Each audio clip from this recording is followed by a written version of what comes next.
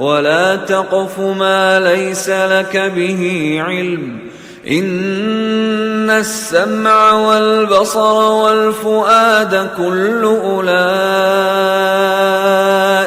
كان عنه مسؤولا.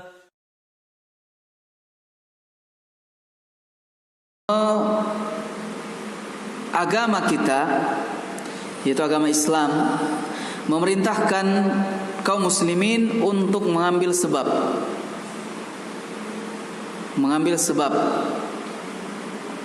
Sebab-sebab tentunya yang disyariatkan, entah itu as-sabab al-kauni atau as-sabab asy-syar'i.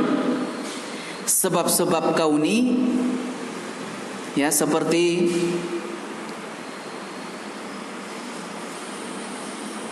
misalkan penelitian yang dilakukan di laboratorium, ya, ini namanya mengambil sebab kauni, ya, obat. Atau sebab syar'i, yaitu sebab-sebab yang Allah syariatkan, ya, seperti berdoa kepada Allah, memohon perlindungan kepada Allah Subhanahu wa ta'ala. Jadi sebab-sebab yang bisa, ya, melindungi dia sebelum terjadi atau sebelum terkena penyakit ini, atau mengobati dia setelah terkena penyakit. Jadi ada namanya at-tibbul wiqai, ya. Pengobatan dalam Islam itu ada dua. Pertama, pengobatan dalam bentuk penjagaan sebelum terkena penyakit, ya.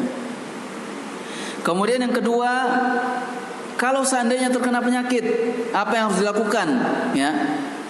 Maka dia diperintahkan untuk berobat, mengobati penyakitnya. Dan mengambil sebab bukan atau tidak menafikan tawakal. Justru ketika seorang mengambil sebab, ya, sebab yang disyariatkan atau sebab kauni atau syar'i, ya, maka berarti dia telah bertawakal kepada Allah Subhanahu wa ta'ala.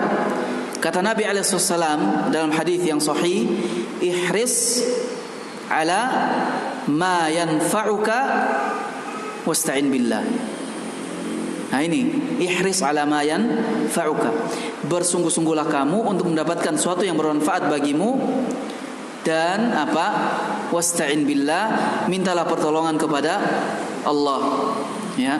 Berdoa kepada Allah agar Allah memudahkan. Yang pertama, ihris ala ma yanfa'uka, kita diperintahkan untuk berusaha mengambil sebab. Yang kedua, ya, wasta'in billah, jangan bersandar kepada sebab tersebut, tapi bersandarlah kepada Allah Subhanahu wa ta'ala. Dan dalam hadis yang lain juga Nabi SAW bersabda, innamal ilmu bitta'allum. Ilmu itu didapatkan dengan belajar. Belajar sebab tujuannya untuk mendapatkan ilmu, ya. Jadi dalam Islam ada dua jenis pengobatan. Pengobatan yang dilakukan sebelum terkena penyakit, ya, dan pengobatan yang dilakukan setelah terkena penyakit. Maka ikhwani fiddin rahimani wa rahimakumullah,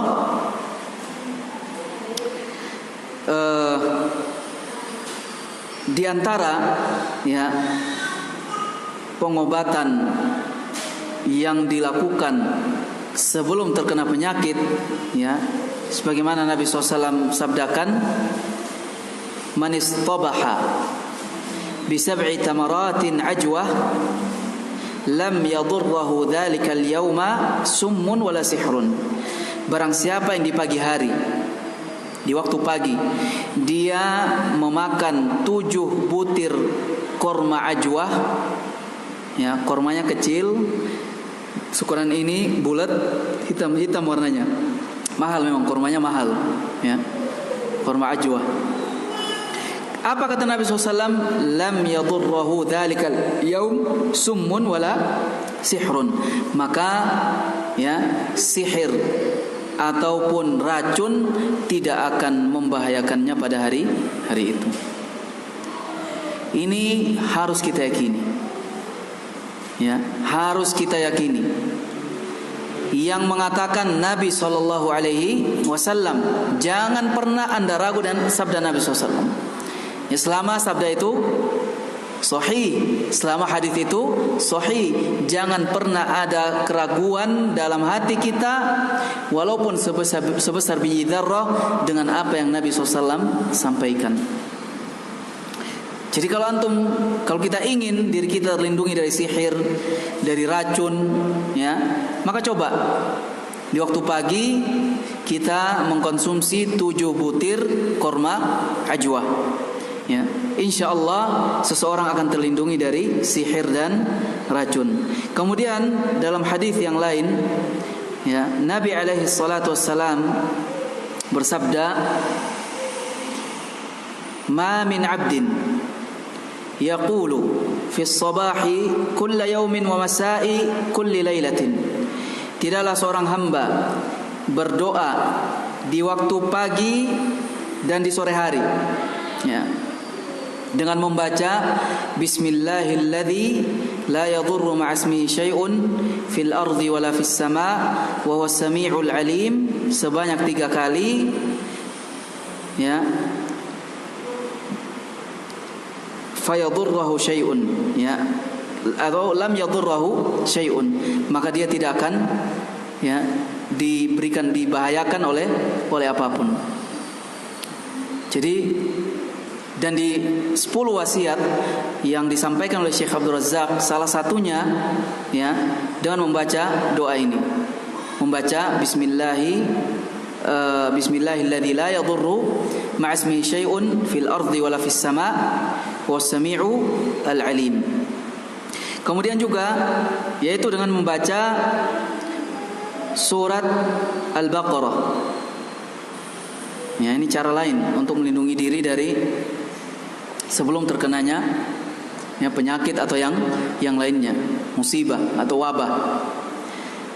Kata Nabi alaihissalam, "Man qara'a bil ayataini min akhiri suratil Baqarah," ya, artinya akhir surat Al-Baqarah. Barang siapa yang membaca 2 ayat yang terletak di akhir surat Al-Baqarah, fi lailatin, di malam hari, kafatah, maka 2 ayat itu akan mencukupinya. 2 ayat itu akan mencukupinya dari berbagai macam keburukan, penyakit, ya, dan wabah-wabah lainnya. Kemudian ikhwani fiddin rahimani wa rahimakumullah, di antaranya juga yang diajarkan oleh Nabi SAW, ya, berupa tindakan sebelum terjadinya atau sebelum terkena wabah atau penyakit atau keburukan yang lain, yaitu kita dianjurkan untuk membaca Allahumma inni as'alukal afiyah fid dunya wal akhirah, ya, zikir pagi dan petang, ya, intinya membaca zikir pagi dan petang. Kemudian adapun pengobatan yang kedua, yaitu setelah terkena penyakit, maka ini diserahkan kepada ahlinya, ya, kita ke dokter, ya, antum, semoga Allah lindungi kita semua dari wabah yang lagi viral ini, ya, walaupun kecil tapi viral, ya. Corona kecil tapi apa? Jadi trending topik, ya, jadi pembahasan di mana-mana. Jadi terkenal dia di seluruh dunia. Jadi ini yang perlu kita lakukan, yaitu tindakan sebelum terkena penyakit dan setelah terkena penyakit, ya. Semuanya dalam rangka apa? Mengambil sebab, ya, mengambil sebab.